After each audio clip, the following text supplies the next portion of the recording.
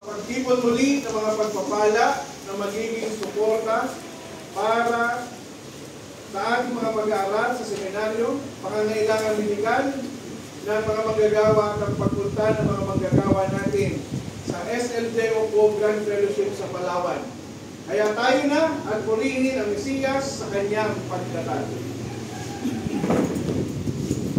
Nagtitipon tayo upang kilalanin at ipagdiwang ang pagdatal ng dakilang manunubos. Papuri sa Diyos sa kaitaasan at sa lupa ay kapayapaan sa mga taong kinalulugdan niya. Nagtitipon tayo upang patuloy ihayag ang kanyang namamalaging presensya at sumasagip na pag-ibig. Purihin natin ang Mesiyas, ang Kristo, Panginoon. Sapagkat isinilang ang isang sanggol na lalaki para sa atin. Ibibigay sa kanya ang pamamahala at siya ay tatawagin na mahangang tagapayo, makapangyarihang Diyos, walang hanggang Ama, Prinsipe ng kapayapaan.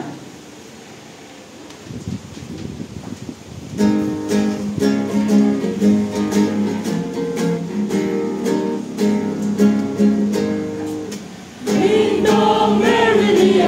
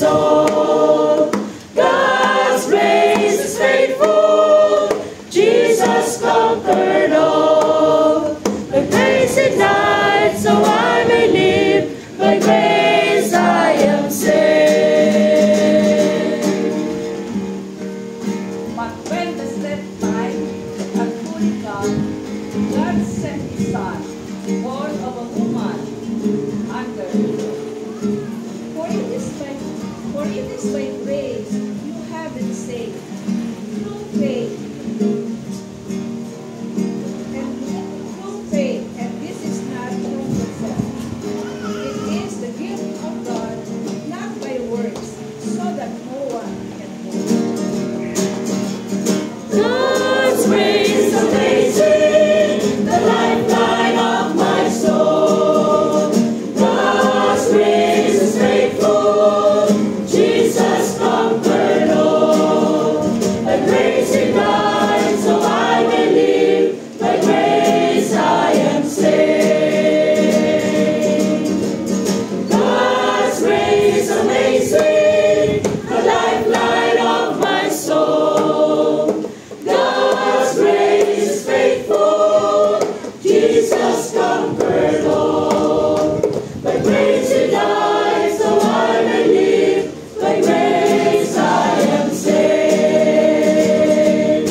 Come you broken, heavy laden, come you helpless, come you in despair. Come be blessed, come be saved, come believe, come receive the goodness of God's grace.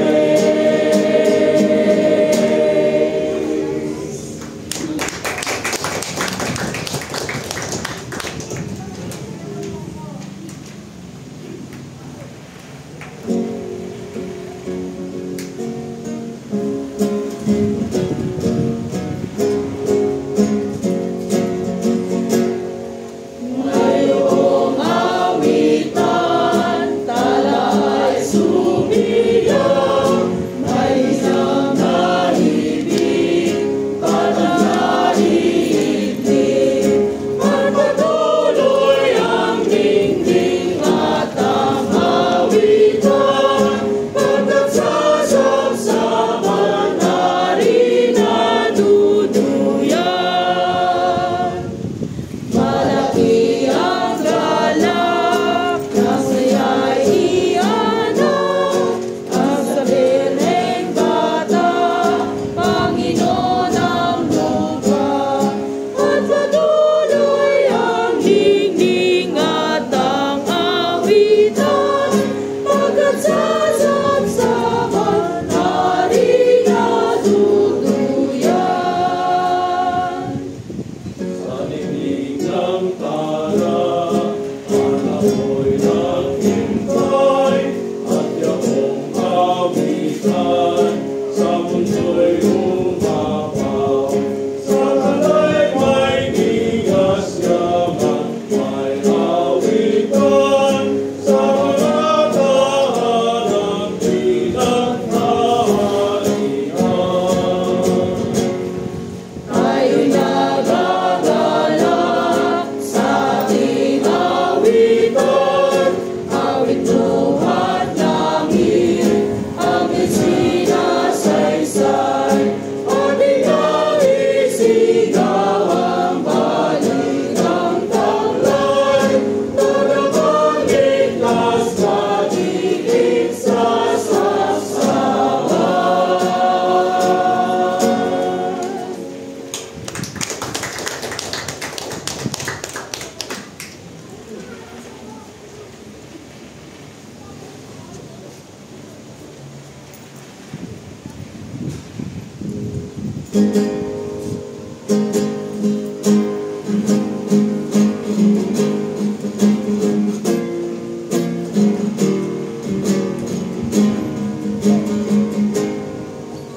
Sumabog ang balitang si Jesus ay similang, biglang nagliwanag ang mundo'y malamlam, tagabing may galang, pamanin sa luhay, mga bagong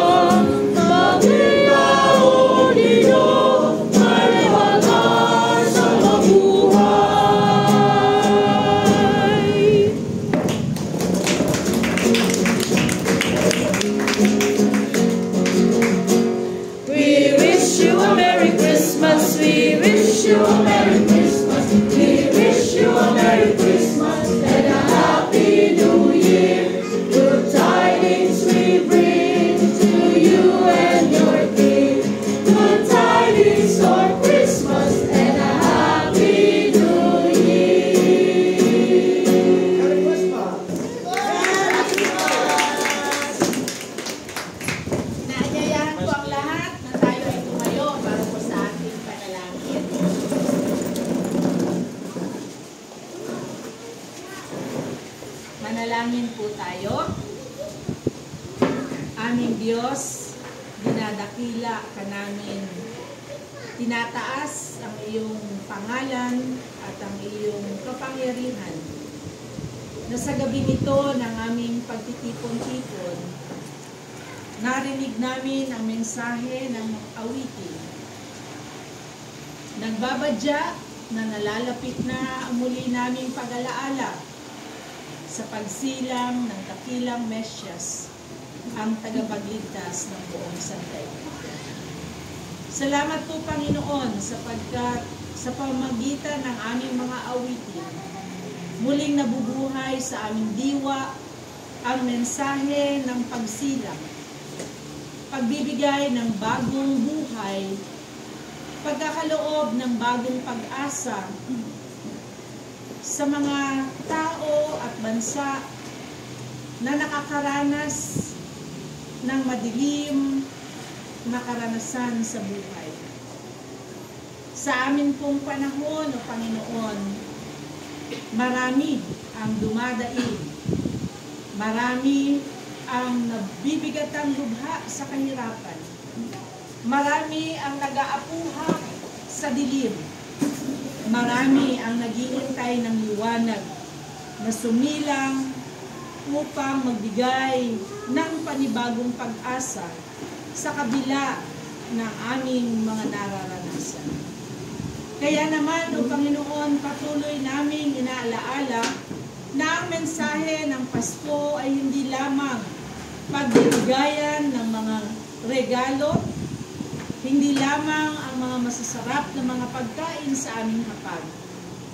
Manapay ang diwa at mensahe ng Pasko ay ang pagbibigay pag-asa, pagdudulot ng bagong buhay, at pagbibigay ng kapayapaan, ng pag-asa, ng pag-ibig, at ng pananampalataya. Ito, O Diyos, ang iyong tinuro sa amin. Sa iyong pagdatal, patuloy mong pinauunawa ang kabuluhan ng buhay, at ito ay aming maranasan sa isang lipunan na nagbibigay ng katiyakan ng pagbabago sa kalalagayan.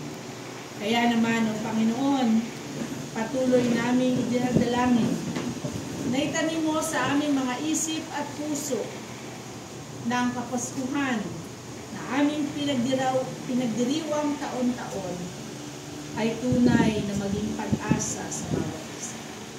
Naalala namin ang aming mga kapatid na patuloy na binabaka ang hirap ng buhay sa mga pamayanan at mga lipunan na nakaranas ng matinding pagbaha, pagbagyo, malakas na mga unos, nawala ng mahal sa buhay, nawala ng mga tahanan, nawala ng mga ikabubuhay. Sila, O Panginoon, ay inyong lingapin. Patuloy maging instrumento nawa ang bawat isa, lalo tigit ang aming iglesia, upang iabot sa kanila ang iyong mapagpalang kamay at maranasan nila ang iyong paglingap, ang iyong pag-ibig, at ang iyong pagmitinig loob. Salamat po sa gabi ito na kami ay mainit na tinanggap ng aming kapatiran sa dakong ito ng Pook. Salamat po sa bawat isa na naririto, naglaan ng panahon at ng oras upang pakinggan ang mensahe ng mga awitin, upang makibahagi sa pagdiriwang ng nalalapit na Kapaskuhan. Sa iba't ibang kaparaanan, O Panginoon, dinadala namin ang mensahe ng Kapaskuhan.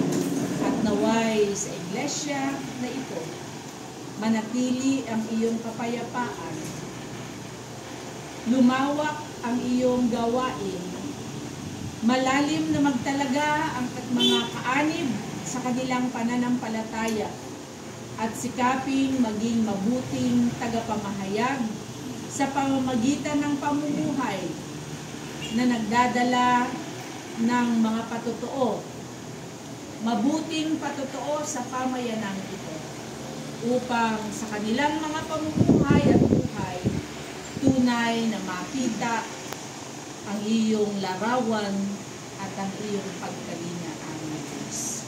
Salamat po sa bawat isa at naway patuloy na lumago ang pananampalataya ng binhi na itinanim mo sa aming mga puso. Ito po ang aming samo at panalangin sa pangalan ni Jesus. Amen. At ngayon, tagay ang kaligtasan at pag-asang kaloob ni Kristo, ang ating dakilang Mesiyas, manatili nawa sa inyo ang tiyaga at katapatan sa Diyos, sa pamamagitan ng pagyakap at kayong pagtugon sa gawain ng pagkalinga. Tumayo kayong taglay ang pagpapala